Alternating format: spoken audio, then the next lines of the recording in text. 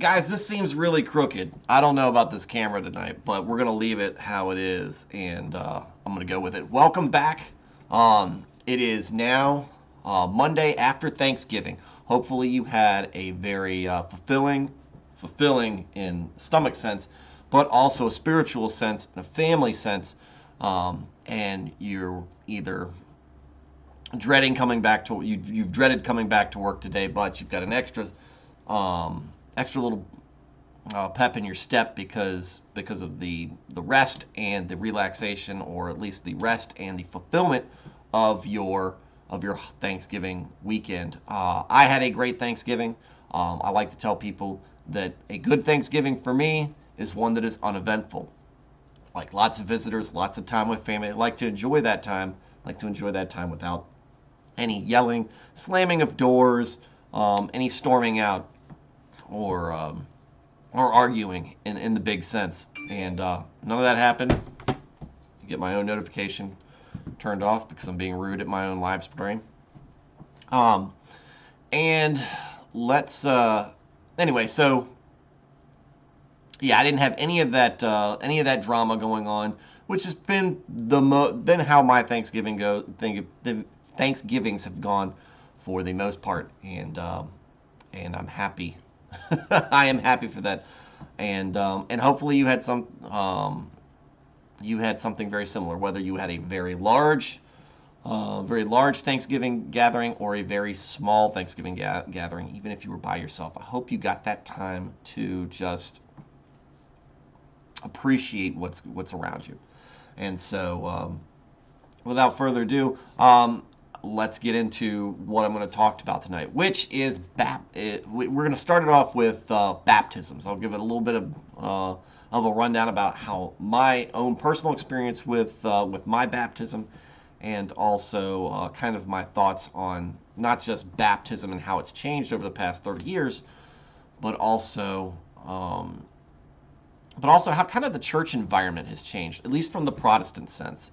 And because I think the two are very related.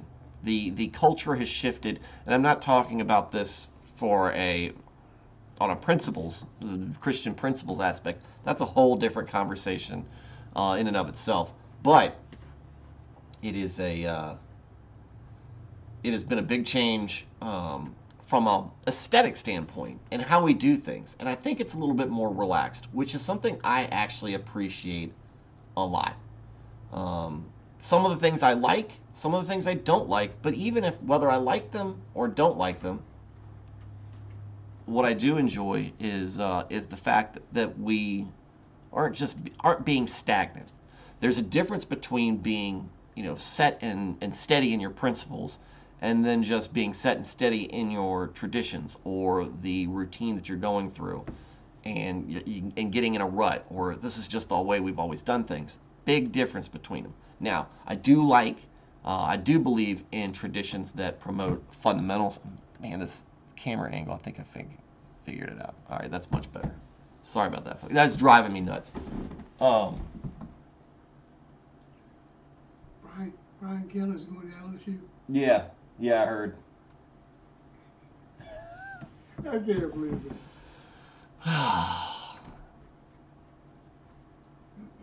So, he's just going to leave the door open. Sorry about that. I was just getting some news from my father-in-law about Notre Dame. So I'll go on a rant about that later. But I'm a big Notre Dame fan. I think I've expressed that before on these live streams, and it looks like our head coach, the winningest head coach in football, has now left for LSU. And Brian Kelly, who is very much what seems like a very quintessential Irish Catholic from the Northeast or the Midwest, is now heading down to the Gulf Coast to be the coach of a very Creole LSU. So I need to get a on-air sign or something like that. But my wife says that'll probably be way too ostentatious and probably way too big for my ego. And it's probably true. But what I was talking about with baptism and what is baptism all about? and or the traditions that we do. If your traditions promote fundamentals in the church, in church and church principles, I think they're very valuable, and you should not shy away from them unless you're replacing them with something that's equally effective in promoting those fundamentals. Christianity is no different in that sense, in being a good in developing as a Christian, as any other thing that you would practice. The one I like to use the best example of is baseball. You know, you practice the fundamentals of baseball so that you understand them. And same thing with being a Christian. There's fundamental principles that you work on that that help you kind of stay focused and stay centered. And part of it is, you know, the idea of Sunday school or small group as we've kind of drifted more towards. Another one is baptism, and some folks believe that it's more of a tradition, that's, you know, kind of a step in your growth. Some folks believe that it's actually necessary for salvation. I don't think I sit on the it's necessary for salvation component, but I do think that it is a very important, very vital role in becoming a Christian. So it's something that I would always recommend to somebody to do when the time is right. And when the time is right is kind of important. And the reason I say that is because as deep as I am in my convictions and the fact that I've been a Christian all my life, the point in which I was baptized is one that I don't really have a whole lot of whole lot of recollection about. And it doesn't seem like a very, like, I know that it was an important part in my path and how I've developed as a Christian. But at the same time, I'm not sure if I made the decision at the right time.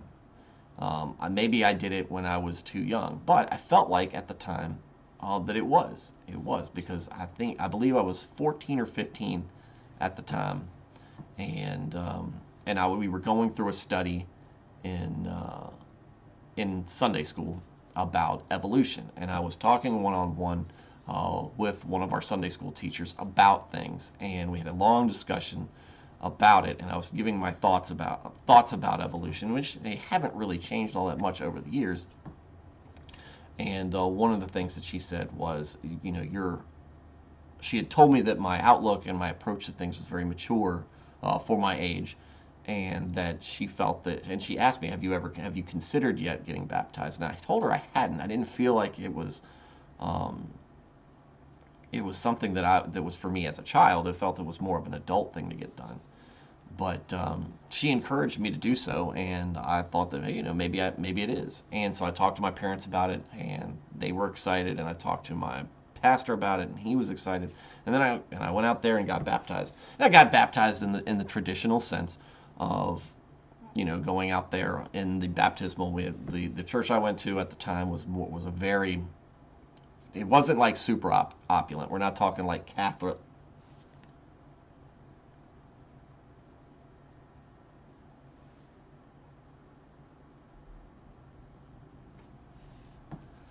I might have be having some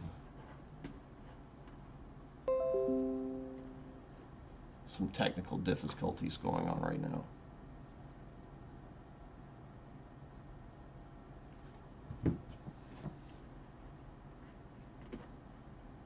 Let me check and see what's going on.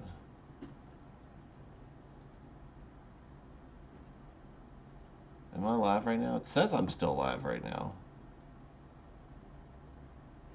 That's right.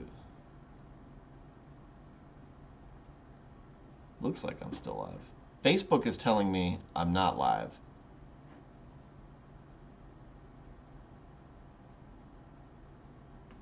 Facebook is telling me I'm not live. This is odd. This is very odd. I'm still getting used to some of these things, and it's a bit difficult, and it's telling me that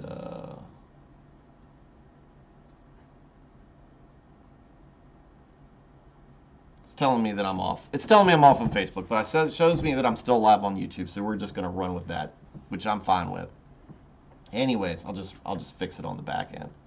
Anyway, so we talk about baptism, and the church that I went to and that I was baptized in wasn't like super opulent like a Catholic cathedral, but it was a very, expensively done, um, very traditional, white walls, very large sanctuary, red pews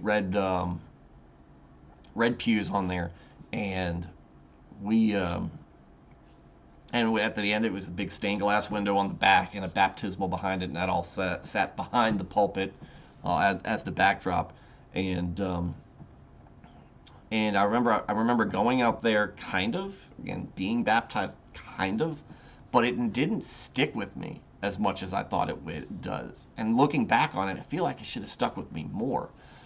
And I don't know why. I don't know why, and I don't know whether I was too young when I did it or not.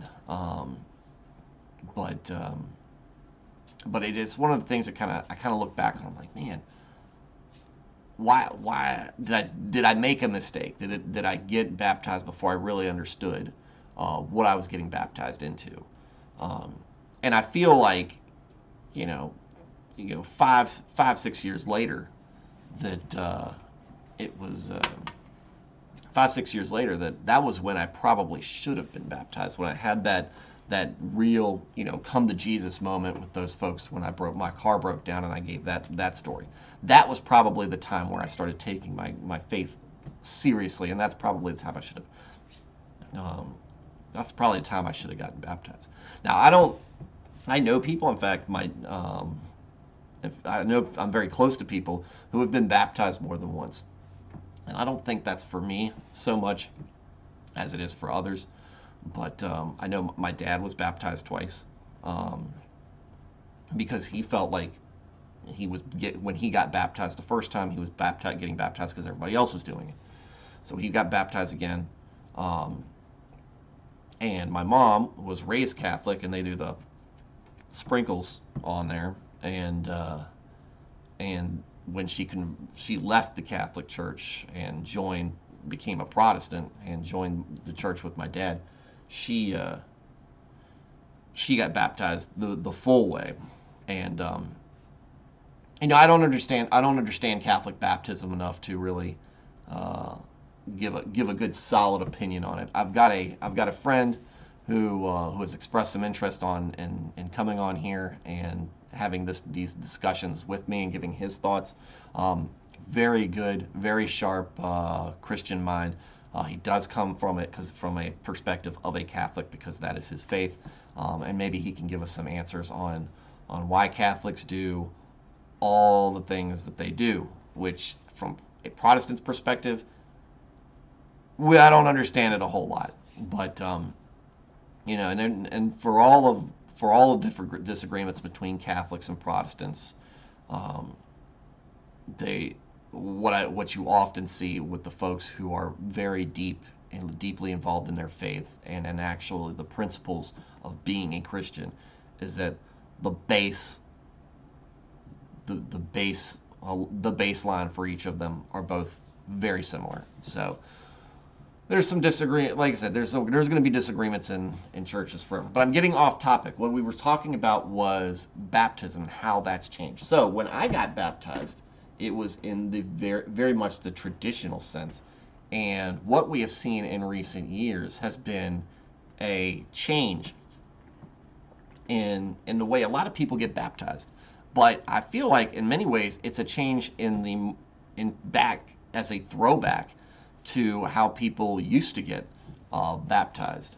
And I noticed this was an article that popped up today that I was reading, and this is what became the topic for my discussion tonight.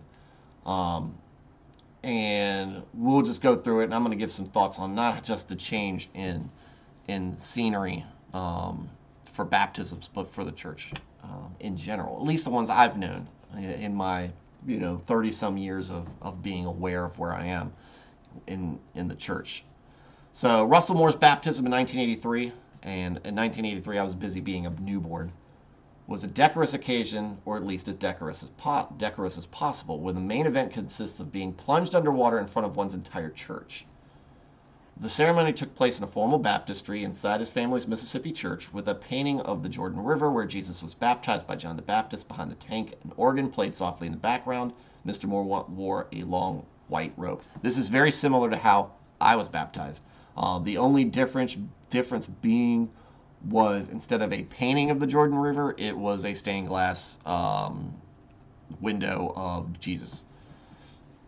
But a few weeks ago, when it came to baptize Mr. Moore's 14-year-old son, Jonah, the scene was very different. Jonah wore a t-shirt, Mr. Moore wore sneakers, a full rock band including drums and electric guitar accompanied, and Mr. Moore, who is the public theologian at Christianity Today magazine, submerged his son in a galvanized steel livestock trough, hauled on stage at the church just for the occasion.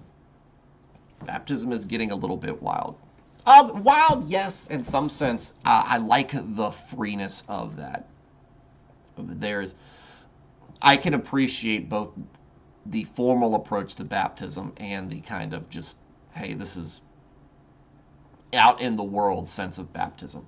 The trough, that seems like unnecessary. That seems like it's unnecessarily cold. Like a good baptismal is climate controlled and everything, so it's not that much that stark of a temperature change. We had a friend in my family, or friends in my of the family. Their daughter was baptized this summer in the ocean when we were all on vacation together, and that was very cool. The dad did the baptizing, and we got it all on video. We played it for the church when we got back, so that they could see it. And it was done in front of all of us. And that's, I think, the important thing of baptism, when you're doing it as a church, as a congregation, that it's done with the congregation around you. I think the importance of that lies because the example that sets there, not for the person being baptized, is that you're being baptized in Christ, but you're also part of the community who is there witnessing what's going on with you. And that you're not alone in your walk. If you're not alone, and it's not just you and Jesus, it's you and your fellow man, it's your fellow Christian, it's your fellow person walking with God. And it's that sense of community and fellowship that I think is great for the folks in watching and observing, witnessing, however you want to put it. It's important because it demonstrates to us our responsibility to be part of this person's life, this person's new commitment to God and to Jesus, and to be there with them, to experience this life with them, help them in their problems, involve them in church events or in events of faith, so that they're helping us and we're helping them. Again, building community. Building community is so important within the church because so much of what we've done, at least in my lifetime, has been self-inflicted harm because we haven't acted like a community. We have pushed people away. We have ostracized folks. After I was baptized, I did not feel like it. When I was baptized, I did not feel like I was a very, very valued person in my congregation. Afterwards, I felt no different. In fact, I would feel like I was treated worse. And the church that I was baptized in was not a church that I would recommend anyone ever going to. So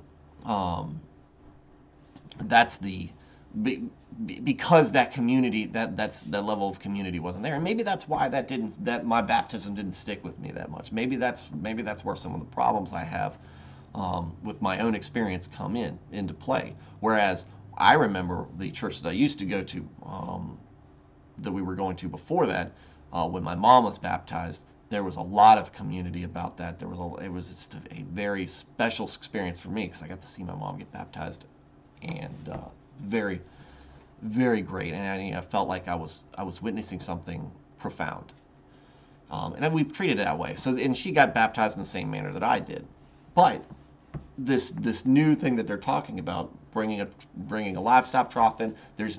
We don't put as much ceremony out of that because, when John the Baptist started this practice of baptizing, it was in the middle of the Jordan River, or I'm assuming like the Jordan River. I believe it was Jordan River. I guess we'll find out later, but it was in the river. There's not a whole lot of ceremony behind that. You get in the river, and you're not in this big baptismal. You're not be surrounded by all the trappings of a church. No, you're in a river, and it's not very clean in there or anything. But what it is clean enough to do, with the help of Christ, with the power of Christ, is wash away your sins. And that is, I think that doing it in a less ornate manner like that, in a more rustic way, is kind of a hearkening back to when baptism was a much more humble, modest practice than it is when it is done in a formal setting. But like I said, either way really works. It's really what you're getting out of it that's important. And I think the important thing is to when you're part of a congregation, when you're part of a church, if that's when you're giving your life over to God, then it's important for your congregation to be there. If you're converting and doing it all kind of on a whim, or in a more private setting, a private baptism is fine. I don't think there's any real scripture that tells you one way or the other how you need to be baptized. And like I said, there are arguments that whether you absolutely need to be baptized to receive salvation. So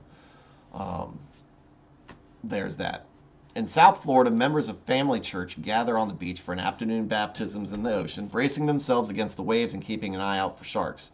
Oh, I don't think we were worried about sharks. At Walk Church in Las Vegas, leaders set up a folding tub in the courtyard in middle school that they use for Sunday services. In Mansfield, Texas, Creekwood Churches rents out the Hawaiian Falls Water Park, where twisting slides tower over the ceremony. Okay. I wonder what they do in Florida. Do they worry about gators in the Everglades? I don't know. I would have probably thought a decade ago that not having a traditional baptistry would feel disconnected from my tradition, Mr. Moore reflected a few days after his son's ceremony, which took place at Emmanuel, Nashville, where he serves as minister in residence. But I found it to be the opposite. Same here, actually. Very similar take, though it didn't take me long to really warm to the idea when I saw it. I was like, man, that's really cool. I was like, there's that initial feeling because it's different and it's not part of tradition, or it seems kind of counter to tradition. But then immediately I'm like, but that's how it used to happen. That's how it used to happen. You used to do that in the water, in a body of water. So, I mean, why would that ever be a bad thing when you're getting closer to the way it was done originally? Performing the age-old Christian ritual in a more informal style conveys, this isn't your grandmother's church, said Drake Osborne, pastor of teaching and liturgy at Grace Church in Waco, Texas. His congregation moved into a former bowling alley in 2016, but never considered installing a built-in baptistry. Instead, Grace Church uses a foam model bought online for about $2,500, which is probably significantly more expensive than just buying the animal trough, which they probably should have done. You do it your own way, but if you're not gonna go all out, you might as well do it the cheapest way possible. Also, wondering, did they keep the bowling alleys in there? Because how cool. Now I'm getting an idea of maybe I should try to convince the church leaders at my church that we need to sell our church and go find a bowling alley to go into, because it would be awesome if we could just go straight from the sermon and just start bowling. Maybe I'm boring, but I like bowling. I do like bowling.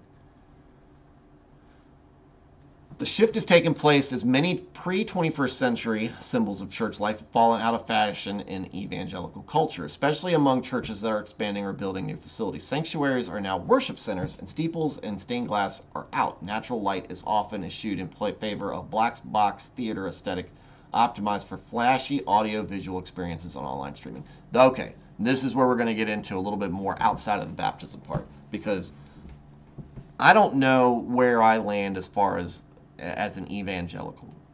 Never really considered myself an evangelical. I feel like there's way too many labels in Christianity for things. And that's one of the reasons why I said, look, I'm just a guy. I'm just a guy who's got my own problems and my own issues, and it is what it is. You're no different, and the folks around us aren't different. The people who identify themselves as evangelicals, they've got problems and issues of their own. We've all got our flaws, and we've all got our shortcomings. How are we building each other up? We don't build each other up by constantly, parsing ourselves out into these different tribes. To say I'm an evangelical, I'm a Baptist, I'm a Catholic, I'm this, that, and the other. Now there are some fundamental differences between the different ways that we practice our faith, but I think that I don't like I said, I don't know where I land in the evangelical side, but because of COVID, we had to move out of our sanctuary. The sanctuary at my church is a rather small thing, but we do have this very big gym, and that's where we moved to because we could, as the restrictions started to relax to the point where we could come back and gather. We went from where we had gone fully online to going back to in-service and doing it online. And one of the things that we have talked about and discussed has been, what do we do at this point? What do we do at this point with two different venues where the gym has kind of this newer type feel, and where the sanctuary has your more traditional feel to it because you've got the stained glass, the baptismal, the pews, whereas in the gym it's we set up and we tear down. It's chair. We pull chairs out. We put curtains up, and what do we got? What do we do more? And one of the discussions that goes on, that it revolves around is what makes people more comfortable. And I land on a certain opinion about that because I like some of the trappings of church. I like some of the formal nature because I feel like that when you walk into a church, a sanctuary, it does convey some of the weight, and it kind of just primes you for worship, where you've got a large image of God, of Jesus there to kind of look at. It's the backdropping for the preacher or the praise. Well, we have a band, but I'm more of a traditionalist. I prefer hymns. I like pews because I think that I prefer pews over chairs because I feel like it gets you more closer to the other folks in there. Whereas you can separate chairs and everything, but you can't move those pews. You can't move the pews, and if you sit there with your family and another family comes in, you're sharing something. The sanctuary is generally darker. I just feel like the setting is better and more conducive to, hey, this is a place for worship. Where when you're in a gym, it's very relaxed, it's very whatever. It just doesn't feel like it's pushing people to worship. It doesn't, which might be one of the things that people might prefer about it because they don't feel like they're being forced into it or being, I don't know, engineered into worship, but I don't know. Like I said, I have my opinions, but as long as you're getting to the point where you're worshiping, again, the setting doesn't matter. I can have my opinions, you can have your opinions, but really what matters is, are you reflecting on God? Are you getting something out of the message that the pastor is saying? Are you in that zone? Are you being prayerful? Are you being thoughtful? Are you communing with your fellow Christians in Christ? And so we've seen a lot of this. We've seen a lot of departure from that because we don't want, there's a fear with church attendance dropping, that it's dropping because Christianity is not cool or it's just too stuck in its ways, where I think that that's not the problem at all. I think the problem with declining church membership is the way we've behaved in the church at large. generally, the fact that what we've done with ourselves, but also the fact of what the media has done to tear down the the goodness of church, what makes church wholesome.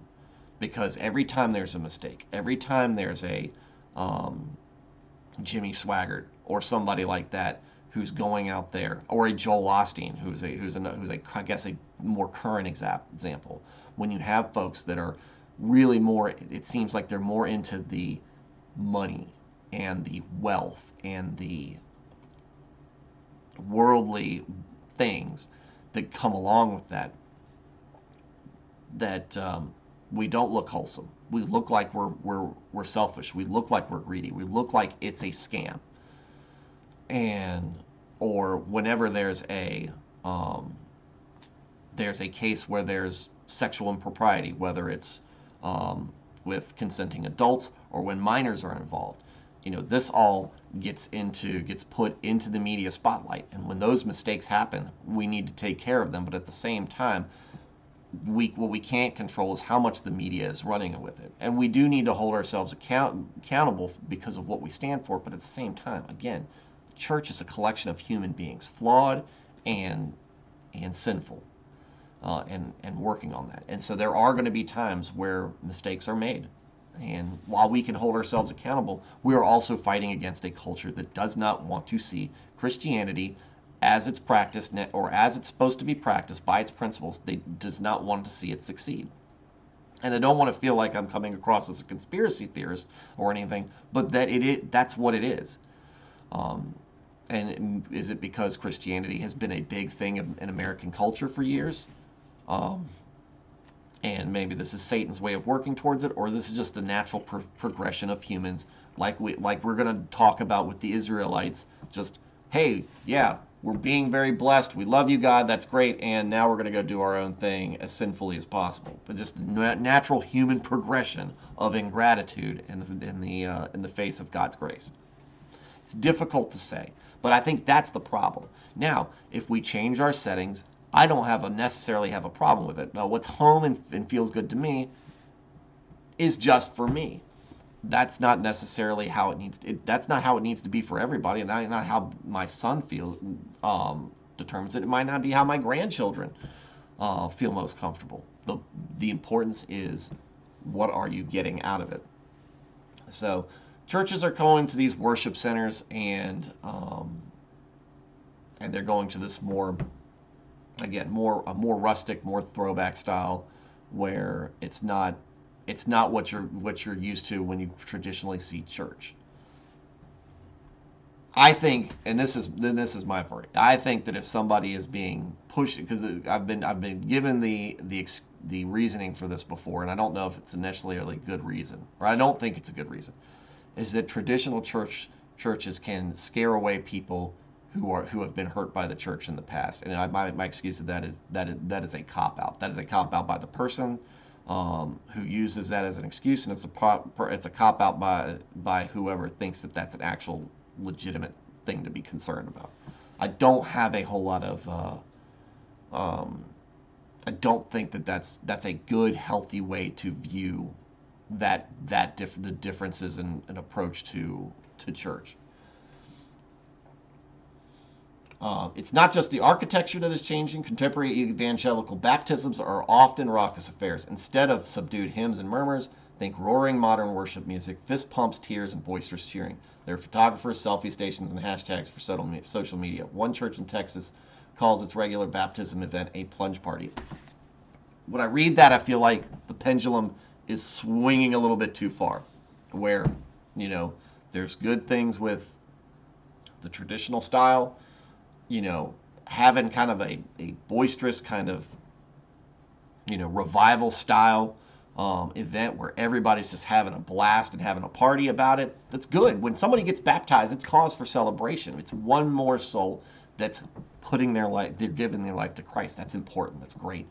But to the point where the selfie stations and the hashtags, in social media, when you get all that stuff involved, it can get a little bit too much. It's like you're losing the point. Like now we're like broadcasting and bragging about it, and I'm just not. That does not feel comfortable to me at all. That feels too. That to me feels too engineered. That to me feels too too fake.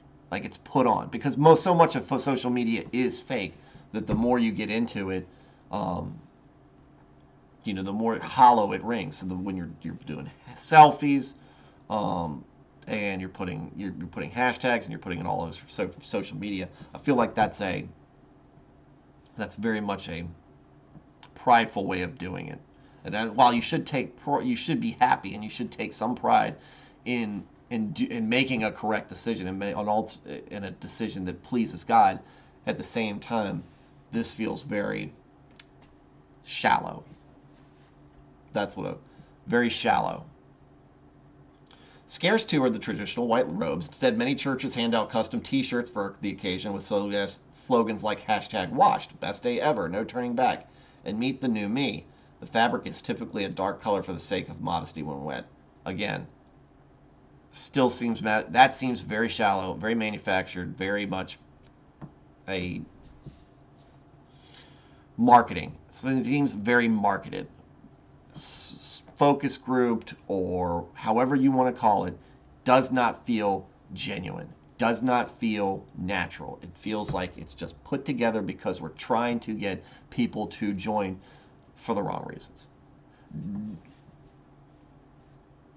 Baptism's not a quota. We're not military recruiters that we should be pressed for numbers because we just need to fill spots. We need to be pressed to save people, and making it seem like making it more attractive just by putting hashtags or putting social media and selfies together.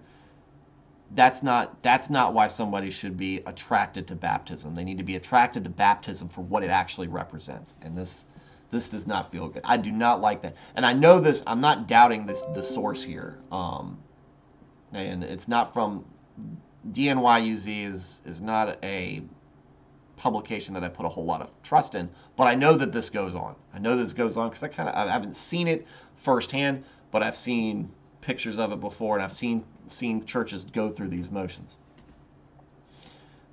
We live in an age where people like experiences, said Mark Clifton, pastor of Linwood Baptist in Kansas, which closed up its built-in baptistry last year and now uses an inflatable hot tub. That's pretty cool. It's not that it looks better, but it feels better. It feels more authentic. It feels more real. Wait, all right, I was on, I thought that the inflatable hot tub was cool, but what about an inflatable hot tub feels more real or authentic? In fact, that feels more fake because it's not even a real hot tub. It's not in the river. It's not in even a water trough. It's just I don't like his first statement. We live in an age where people like experiences. You don't get baptized specifically because you want an experience. It's an experience that comes because of what you're doing. This is terrible. This is very concerning to me, and this is me trying to be not as judgmental as possible. I try not to build. I don't want to break down, tear down somebody's efforts, especially when it's done in the name of God. But this really just feels like it is. It's not in the right. It's not coming from the correct place, and this could just be how it's being written. But I have heard people give this reasoning before, and I don't like it. It does not make me feel comfortable. It does not feel like it's part of our fundamentals as Christians. The hot tub, Mr. Clifton said, is also easier to fill, requires almost no storage, and lets people gather around to view baptisms up close. It's not the container that matters yet, it is what is going on in the person's heart. Good point. Yeah, you just said before that it feels more real and authentic. But trust me, I get it. The storage thing, the logistics behind setting things up, that's very real. That's very real. Baptism is a core Christian tradition dating back to the earliest days of the church. Dating back to before Christ died. Depending on one's theology, the ritual is a component of salvation or a symbol of it. Okay, well, I'll just chalk that up to the author being pretty ignorant of Christianity, which is not uncommon. Facilities tend to flow from theology and traditions like Catholicism that baptize infants by sprinkling or pouring water on their heads. The equipment required is minimal, although it can be ornate, a bowl on a stand and perhaps a small pitcher. But many of those who practice credo baptism, or the voluntary baptism of believers as an outward expression of faith, require the person, usually a teenager or an adult, to be fully immersed in the water. That's the way I think. That's how I feel. Water for the congregations in that category, including Baptists and Charismatics, that means plumbing, heating equipment, maintenance cost, and potentially hundreds of gallons of water for each event. Yes, it does. It does. I'll stop here, because this is what I don't understand about Catholicism. Because baptism was always about becoming a Christian and making this conscious effort. I never understood doing it to infants where they are in probably your purest form as a human being, because you are not, I mean, you're just a baby. There's nothing more innocent than a baby. At the same time, you're not aware of anything that's going on. So how does baptism mean anything? This is a good question for my Catholic friends out there. I'm very interested to see why this is, or and what is y'all's opinion on the traditional baptism? Like Jesus wasn't baptized as an infant. He came up to John the Baptist and had him do it, which is a beautiful, to me, is a very beautiful moment. For us, for a beautiful moment in Christianity, in the Gospels. In the United States, indoor baptistries, along with steeples and ornate architecture, were initially a mark of class. Baptisms in lakes and rivers were commonplace when those were the only practical options. But they were also messy, rustic, and subject to the winds of weather. Man, is it cold? I've seen people take the polar plunge. If you can take the polar plunge for selfies or a Facebook post, you can jump in the water for Christ.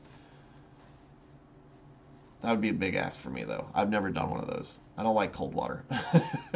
In the 19th century, some urban churches without running water painstakingly carried water into the church to set themselves apart from rural churches.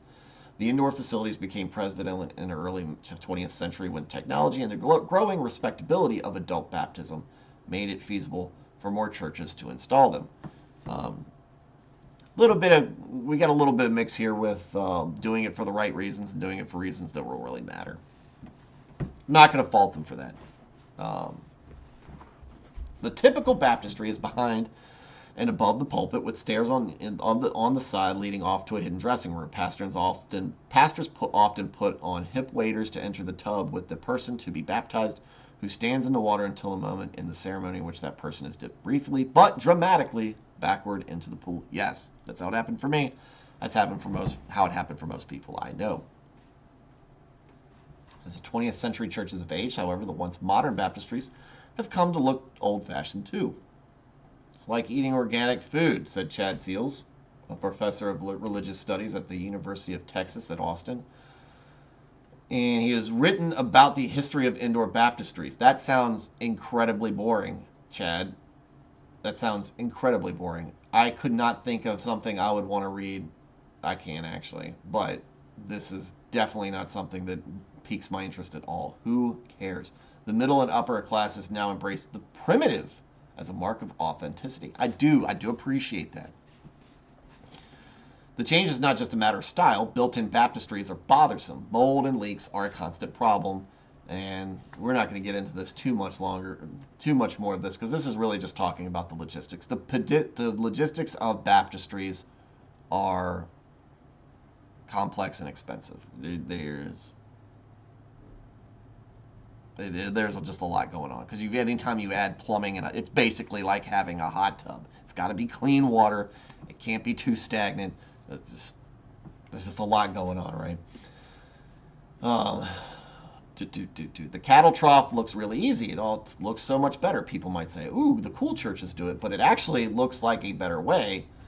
Vine Street, which has baptized 4 people this year, spent around $3,000 to fix a broken heating pump in one of its facilities a few years ago. Do you know what you can do mission-wise with $3,000? You can do a ton, and you're spending it on a pump. That's why. That should be the case to do it. That we can do more as a church. We can take this money that we're spending on the baptismal, and we can put it to better use somewhere else. I like that. That's a way to sell me on authenticity, on an authentic reason to move from your traditional baptism to the new tradition or the throwback. It's going to talk about historically black churches have generally maintained more formal tradition. It's always resisted to pull for informality for informality's sake. I like that. Dr. Lattimore said, since baptism is a ritual of belonging and citizenship, it had a kind of double meaning for much of American history. There is a great and heavy sense of the profound sacredness of this ritual, he said. This is why I like the traditional style of baptism, because when it's very formal and drawn out, there is a weight to it. There is a level of understanding that I think it puts on the person being baptized. And again, not just the person being baptized, but the person doing the baptizing and the congregation that's watching, or the audience, witnesses, again, whatever you want to call them. No matter the level of spiritual solemnity, baptism offers a moment of spectacle, a perk, especially for religious traditions like evangelicalism. I don't think he got that right. Whose architecture is often utilitarian and which otherwise emphasize invisible shifts in personal beliefs as the site of greatest drama. The pop star Justin Bieber posted, man, I do not care about celebrities. Sorry, no offense. I hope they are saved, but I do not care about what celebrities do and put on social media about their faith, because oftentimes it's shallow. It's meaningless. They're doing it as a PR stunt. It's trivializing Christianity. It's making it into a stunt. I don't like that.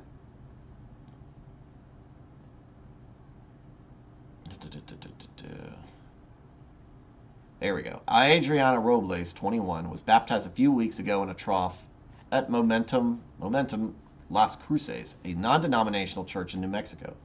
She had been baptized as a toddler in Catholic church, she said, but it was important for her to participate as an adult as a demonstration of her commitment to her faith.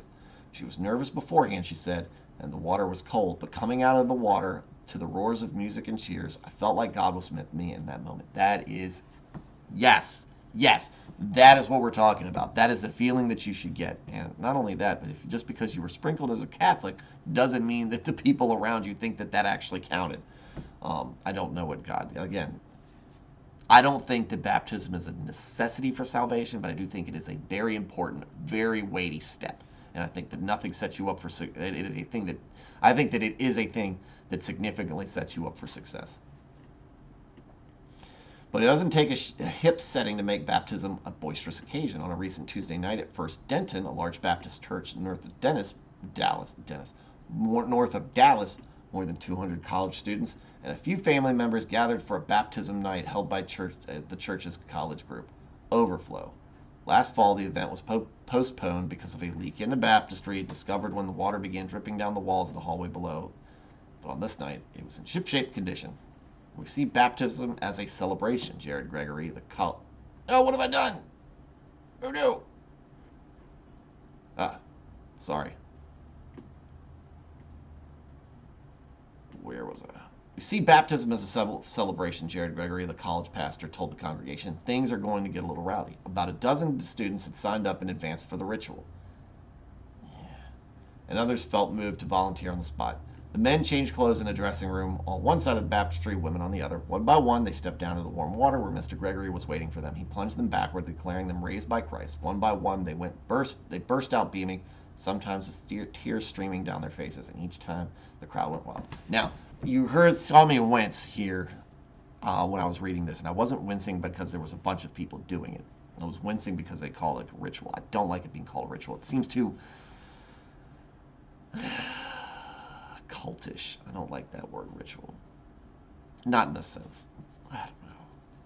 I don't like it.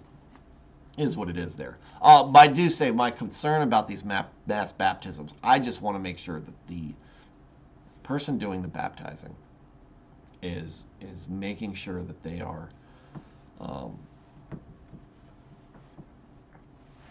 speaking with these folks so that they understand the weight of what they're doing. Now, I am not against getting baptized as an on-the-spot decision. I need to get it done. I feel like this is being called to me. that can happen, and I encourage it if that is the case. But my concern here is that somebody just says, "Oh yeah, I feel like doing it. Oh yeah, yeah, it'll good. Yeah, go ahead and come in and do it because it'll look good because we'll see it'll be one more person we're doing it." Where you're not actually concerned about where that person goes from there. Are they just a number to you? That's what I worry when I see those. This happened. Lots of people were baptized back in the New Testament when this became a thing. When this was going on. But that's one thing. That's not necessarily what goes on all the time. So that's just my concern. I don't think it's right or wrong to do, or I think it's just perfectly fine to do mass baptisms when people. But you have to make sure make the effort to see if the person is being genuine in their desire to be baptized for the right way, because that's what we should do. If you're not going to do Christianity the right way, I would rather you not do it. Now it's different, and I'm not saying that in a way that you're going to do it and be mess up along the way. But if you're going to intentionally cheapen what is God's idea for us, then don't do it. Don't do it. And I think that I think that any of y'all, I think that y'all feel the same way. Anyways, so that's where it is.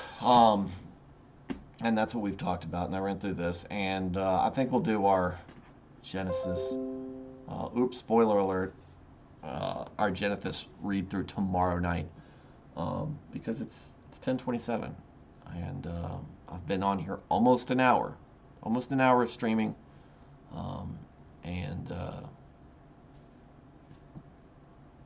I like it. I hope you guys get a lot through this. I'm going to start playing